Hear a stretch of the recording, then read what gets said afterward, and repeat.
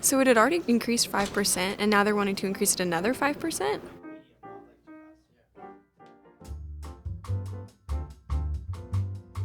Hi, my name is Laura Morales. I'm a co-editor-in-chief at the CapU Courier, and I'm outside of the CSU Library Lounge because I want to talk about their latest advocacy initiative, but also I want to explain why this is not a problem that is just going to affect international students. The 2% cap on domestic tuition fee increases is also on the line. The whole post-secondary education sector is being reviewed as we speak, but I'm getting ahead of myself.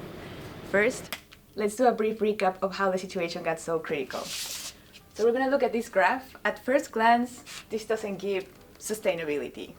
Like this part gives, I don't know, grouse grind. So if you're wondering what inspired all these people to come to Canada, the answer is heavy recruitment. So universities and colleges have agreements with agents or agencies to recruit overseas, and for every student that they recruit for an institution, they receive a percentage of that tuition. According to William Tao, an immigration lawyer, in the Standing Committee of Citizenship and Immigration at the House of Commons, William Tao brought forward that about a third to a quarter of international tuition doesn't even stay in Canada. Is shipped overseas. And then there's the government of Canada, who had their own set of interests to get as many people in their pool of candidates to recruit the best of the best to become immigrants or permanent residents. So what did the government do exactly to recruit international students? In 2012, the government released a report that envisioned to recruit double the amount of the international students they had at the time in 10 years. So they were looking to duplicate the number of international students they had at the time by 2022. But as you can see, they almost doubled what was already ambitious at the time. So in 2024, that's when the minister at the time, Mark Miller, came out and said, we're receiving around 900,000 international students. This is a problem. This is 2018. So if you go to YouTube and you look for Study Work Stay Canada, you'll find the government's promotional video in which they basically walk through the what is known as the three-step immigration pathway, in which first you're a student, then you apply to be a temporary worker, and then after you have a certain amount of hours of experience working in Canada, then you can apply to be a permanent resident. And it ends with this woman saying, After all this, maybe you too can become Canadian, eh? And then of course the pandemic hit, and we were having these decreasing numbers. So here's when the government had to step up.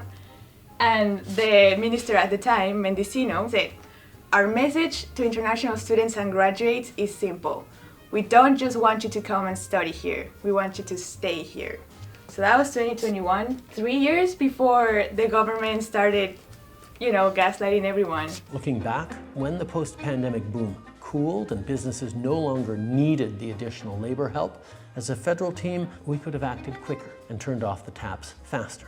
So that's when the government came out and said, what do you mean you're not here just to study, pay really high tuition fees while you're working in a low-wage sector, then leave?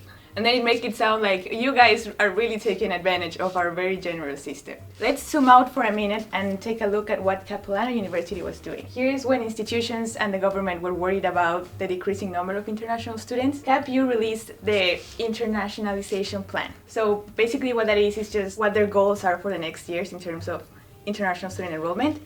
So in the plan that they released here, they said, we're going to aim to recruit between 30 and 40% of our full-time equivalent. So what that means is if I'm a full-time student that does 3 courses, and for example, Amy is a part-time student that does 3 courses, between the two of us, we are one full-time equivalent of 5 courses. We're going to start talking in academic years, so that means 2023/2024. Full-time equivalents at CapU. Do you want to guess, Amy? 50%?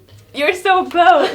51. Oh, yay, okay. 0.2%, which is clearly above what they themselves had planned to recruit. Then 2024/2025, so here, that was after the changes from the federal government, the cap on international student visas and the policy changes on the post-graduation work permit. Then 2024/2025, 48.7.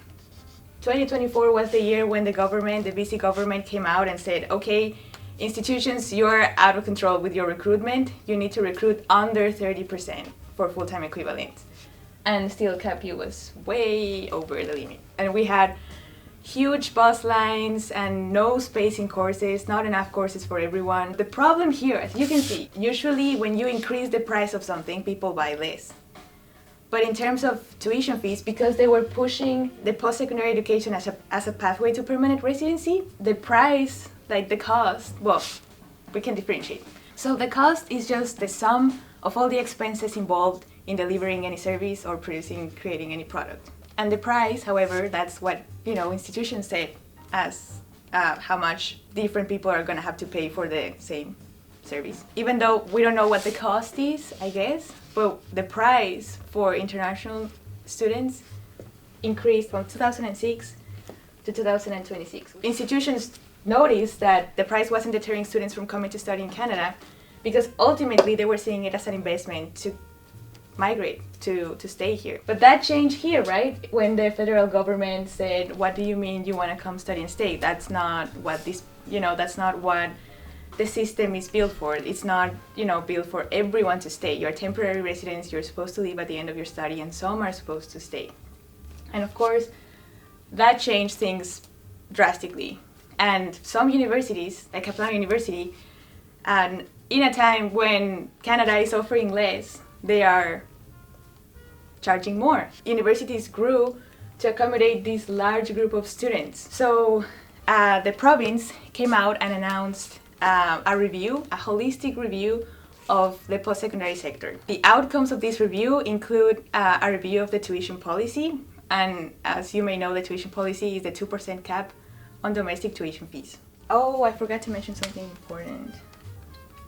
Universities' revenue, so let's say this is the revenue from a university, is gonna have a percentage that comes from the government, so government funding. Then a portion is gonna come from tuition fees, and then a percentage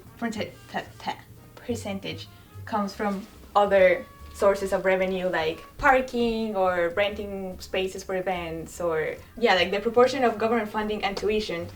That has changed so much from the 80s until the 90s. The percentage for government funding was 80%.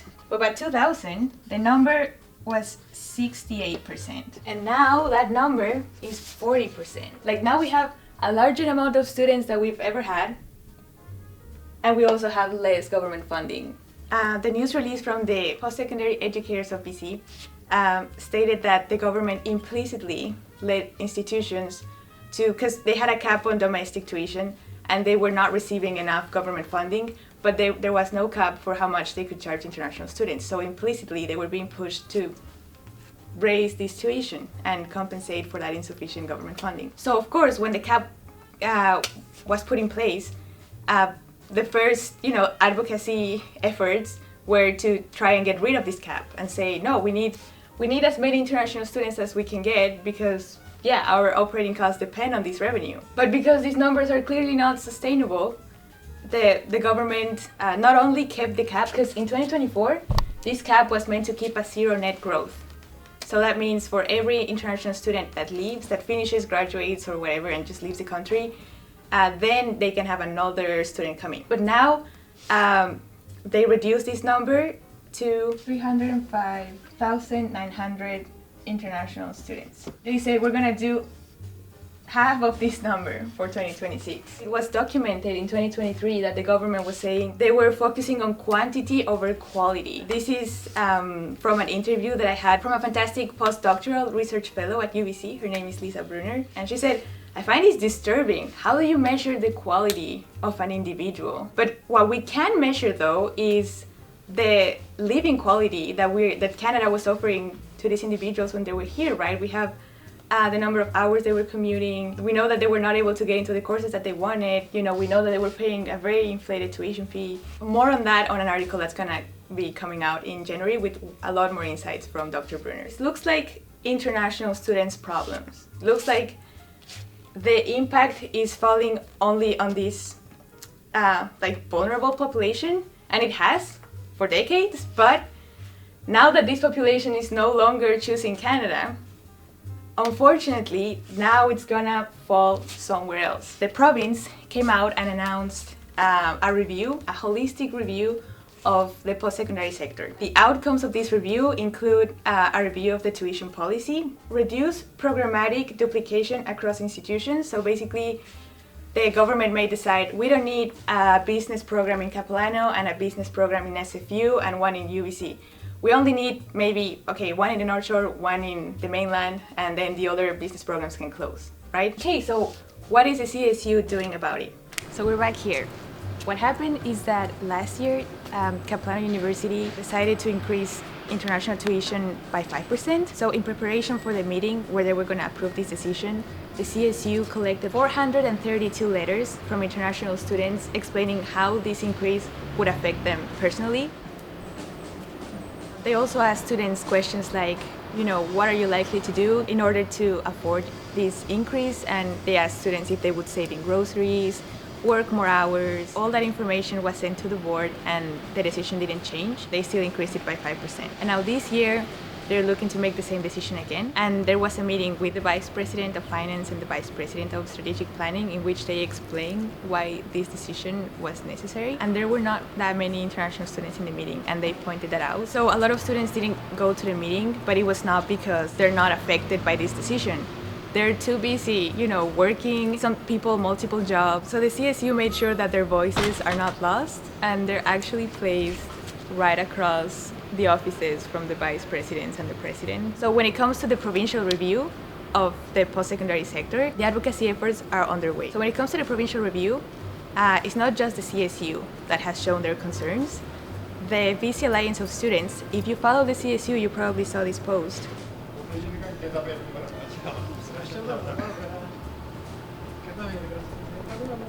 But also other student and faculty associations have put out media releases that are sounding the alarm for the entire province. Raising tuition, closing schools, and laying off campus workers won't fix our public post-secondary education system. It will destroy it. So they're not taking this lightly. They're gonna need as much support as they can get for this message to get across to the BC government.